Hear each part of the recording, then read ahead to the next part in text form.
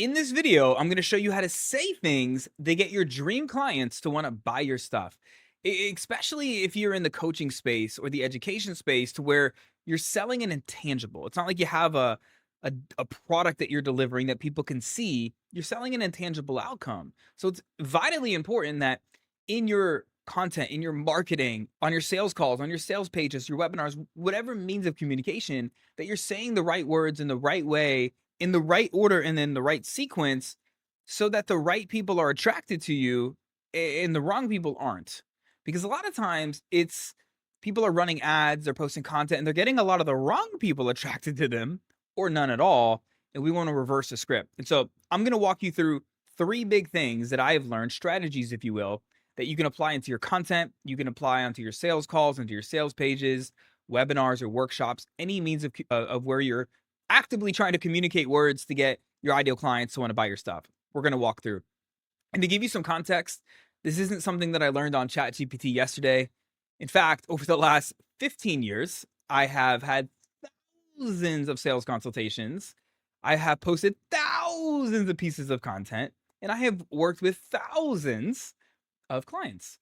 From owning a gym in South Florida, I built a gym to over 300 members, served thousands of people over the course of about 8 years, and running an online fitness coaching business where I got to serve hundreds of clients, and then running a marketing consulting company for a lot of years to where I've worked behind the scenes in some very big brands in the health and fitness space, the education space.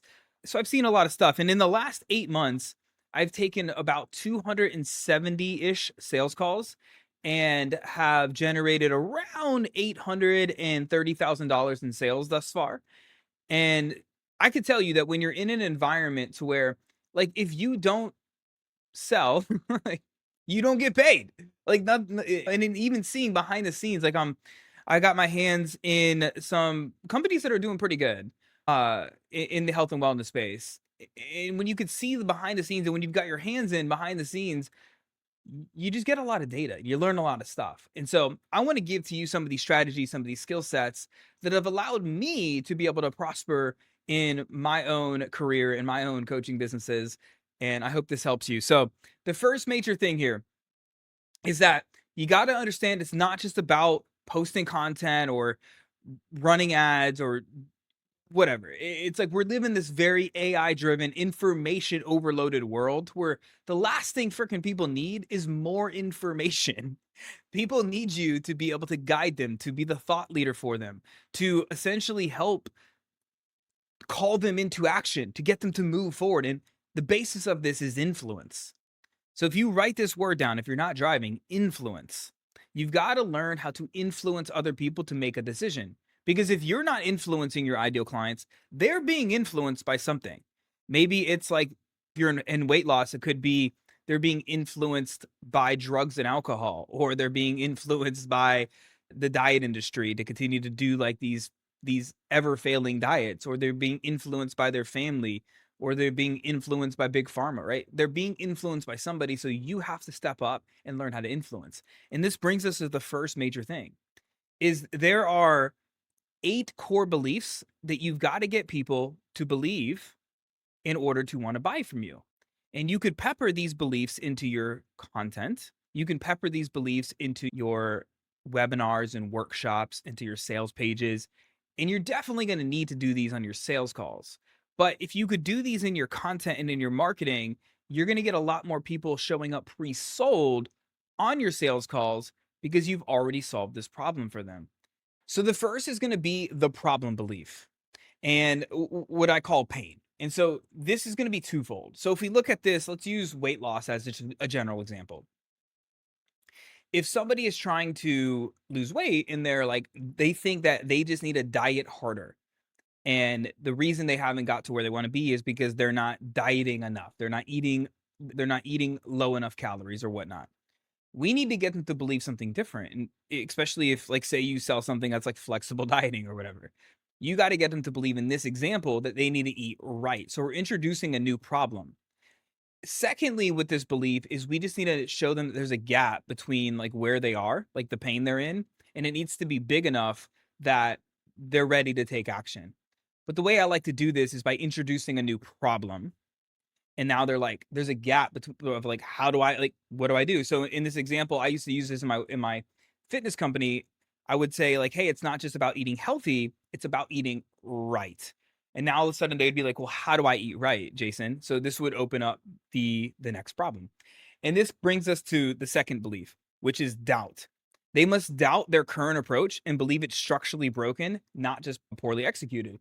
So in this example, it would be like, yeah, I can't just diet harder. Like it's not working for me. So it's not just like poorly executed, is what a lot of people would think in this example, that it's just structurally broken. It's not that they need to diet harder, they need to learn how to eat right. And so a lot of this is me telling stories to shift this belief on like how client A or client B or how I personally did this. And now people are going to doubt that their current approach works. And maybe they need to jump on the bandwagon of what actually seems to be working for people. The next belief is going to be the method belief. They must believe that your methodology is categorically different, not a better version of what they've tried. This is very, very important. Many people are trying to sell their methodology on a sales call or on a sales page. This needs to be done in your content. Like you should be doing this on VSLs or webinars or workshops on YouTube videos, not on a sales call. And so, why is your vehicle different? It's like if somebody is afraid of airplanes. They're like, I'm not going to get into an airplane, and you're just trying to sell them a better airplane. They're going to be like, "Wow, well, I'm not still not going to go in that airplane." So you're trying to sell a methodology that they're like, I've already tried that methodology. So if they think your methodology is just like everybody else's, they're not going to buy it. So you need to show them how it's categorically different, and this comes through communication. And then the fourth belief is desire. They must believe that the outcome is possible and available to someone in their specific situation. This is absolutely crucial. And this is where telling client stories, case study stories, your own stories really help to solidify this belief. Because if like you're like, yeah, again, I'm using weight loss example here because that's the industry that I come from uh, as an example, but you can apply this to obviously anything.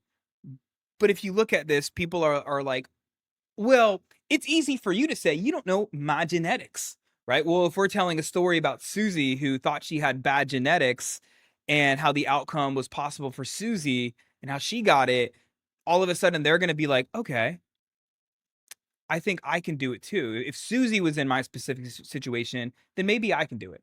So we need to get them to really believe that the outcome is possible for them. And then identity. They must be willing to release their current identity and step into the person that gets results. Man, I cannot tell you. In the last 8 months, I've been on the 270-ish sales calls with people that are like really wanting to grow their online fitness coaching companies, their health coaching companies. And I can't tell you how many people are stuck in this like old identity of like this person that's struggling or of this 9 to 5er. And it's like they're so scared to release that current identity, and it stops them from actually stepping into becoming a business owner or an entrepreneur. And it's sad to see, but like our old identities shackle us. And so when you can tell stories and you can fundamentally get people to buy in to the aspirational identity that they want to be in, it's going to make it so much easier when you are trying to quote unquote sell them, because you're selling them on becoming a new version of themselves, a new person, which is very scary for people to actually do. So again, telling great stories is a really powerful way to shift this belief too. And then we have the investment belief. So the investment belief is they must believe that the cause of inaction in both money and time is keeping them more stuck, and it's going to have further consequences than if they invested the time and money today. And this is where you're going to get on sales calls. I need to think about it because it's a fear. There's a lot of fear around like, what if I invest in myself and it doesn't work? What if I put this time in and I don't get results? They're going to be embarrassed. There's a lot of shame that comes up. And so like really showing them that, hey, if you take action now, or if you invest in yourself now versus waiting or not doing it, you're going to have better results. And so you want to do this as best as you can. And this is something that I teach inside of this workshop. Actually, so that what I'm sharing with you right now, I did a full-blown workshop on the 8 core beliefs. I gave a full playbook example. So if you actually want to go through the full masterclass on the 8 core beliefs and get the playbook with examples, there's a link in the description that you're welcome to jump into. But really being able to sell them on why now. Okay, before a sales call. Like if you could do it before a sales call, the sales calls will become way easier. And then the help belief. They must believe that getting expert help from you is faster and more effective than figuring it out alone. So many people are trying to chat GPT their way to success, and it's hard. People need accountability. They need somebody with your perspectives, with your experience in the world and what you're helping people with. And so really being able to show people like why they need help from you versus just trying to figure it out alone. And again, you can use metaphors, you can use analogies to really anchor this belief.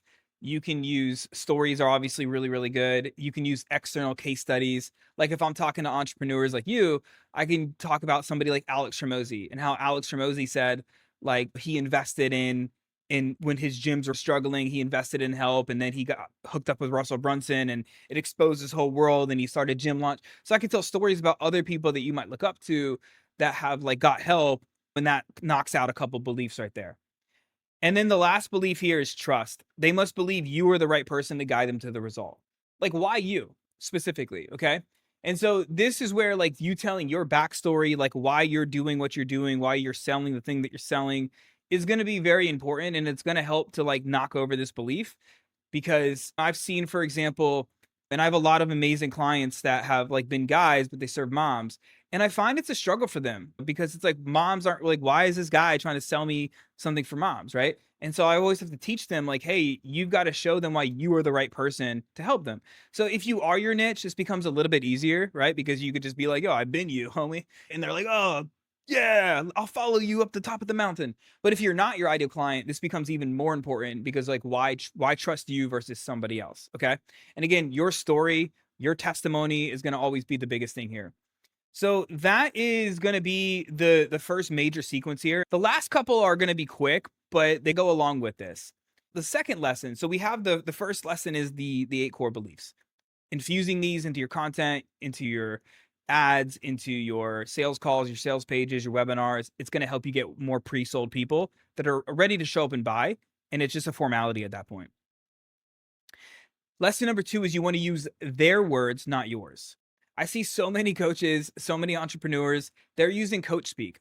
Like I've listened to sales calls, I've analyzed and audited so many people's content and their workshops and their webinars. But even big brands, like I was behind the scenes with an 8-figure company helping them with their videos and their sales stuff. And I was like, dude, you're using your language, not theirs. So it's like, for example, if I went to China and I speak English and I'm trying to order Chinese food and I'm trying to speak English to order it and they don't understand me, I might think I'm saying the right words to them, but they're not understanding me the way they need to be to give me my food. But if I spoke Mandarin, magically I can order Chinese food. And so it's the same thing. A lot of times we're saying words that we think they want to hear, but it's not actually their language. So throughout all of this in your content and in your marketing and in your sales process, we need to make sure that you're saying the right words to them, the right language so that it's compelling. It's like if I go to my 6-year-old and I'm like, "Hey buddy, do you want strawberry ice cream?" He's going to say no, most likely because he likes more chocolatey stuff. He's going to most likely tell me no. But if I say, "Hey bud, you want chocolate ice cream?" He's going to be like, "Heck yeah, dude. Dad, give it to me." And so you get what I'm saying? So sometimes we might be saying, "Hey, do you want strawberry ice cream?" And our audience is like, "Gross." And we're like, "Oh, chocolate?" And they're like, "Yes." Right? So we just got to make sure that we're peppering that language so it's compelling to people inside of our marketing. And the last lesson here is it's more ethereal. This is going to be maybe a little bit more woo woo, but stick with me here. It's being the selector, not the auditioner. Dude, for years, I throw myself under the bus. I feel like I was performing, I was auditioning, I was trying to get people to like me. It's like, pick me, mom, pick me. And I think that whatever, maybe it comes from like years of childhood trauma and shit like that, like being like in beat up by gangs and stuff like that in Miami. I don't know.